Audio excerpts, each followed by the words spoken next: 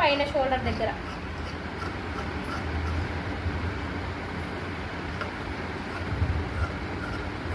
ఇది కట్ చేయకుండా కుట్టొద్దు.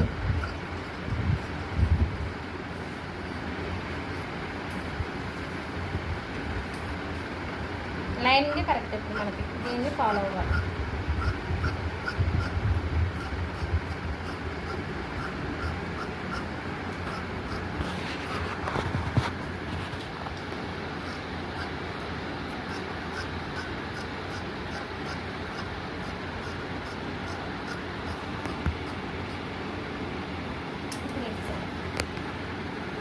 ఇది కట్ చేయకుండా చూడండి, అందరు చూస్తున్నారా?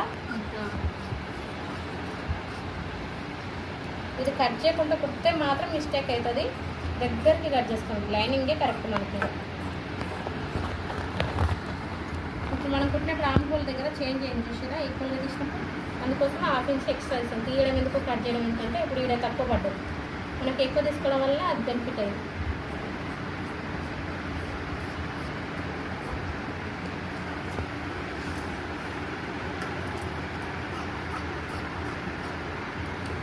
ఇలా వేసుకోవడం వల్ల మీకు ఏం డిఫరెంట్ ఉండదు. ఇలా కుట్టేసామంటే ఎక్స్ట్రా అంతా వచ్చేస్తుంది. ఇక్కడ రాగానే చూసుకోవాలి, అక్కడ ఇక్కడ ఈక్వల్ ఉండదు కదా. ఇప్పుడు మనకి ఎంత ఎక్స్ట్రా ఉన్నది ఇదంతా కట్ చేసుకుంటే ఉంటుంది.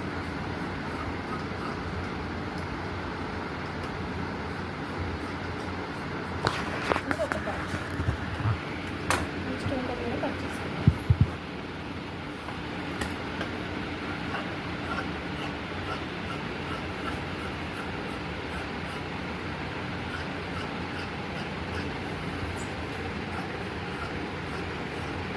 షోల్డర్ దగ్గర కూడా కదలకుండా ఈ చివరి నుంచి వేసుకోవచ్చు మేడం, ఇక్కడ నుంచి స్ట్రైట్ లైన్. ఇది కూడా కదులుతుంది కదా, ఎగురుతుంది, కదలదా? లేదు, ఇక్కడ నుంచి స్టార్ట్ చేసినాం కదా, ఇది పర్లేదేమో. ఇక్కడ చూడండి, మొత్తం వేసినాం, మనకేం కదలదు అది. ఒకవేళ మాకు ఇక్కడ చంక పార్ట్ కదులుతుంది ఇది అన్నప్పుడు ఇక్కడ వేసుకోండి, ఇక్కడ నుంచి ఒక కుట్టేసి. కానీ వేస్తే ఏమవుతుందంటే ఒకవేళ బొంగు ఉందనుకోండి ఇందులో ఉంటుంది, ఈ మిగతా అంటే ఇలా వెళ్ళిపోయింది అనుకో మనకి కొంచెం కూడా ఉండదు. మీకు ఏడ ఇక్కడ చూడండి వెళ్ళిపోతుంది, అసలు ఎక్కడ కట్టదు. కాటన్ కనుక ఓకే, మీరు ఇంకా జార్జెట్ సిఫాన్కి అయితే వేసుకోండి కుట్టుకో, ఎందుకంటే అవి జరుగుతూ ఉంటాయి. ఇంకో రెండు వేసుకోవచ్చు.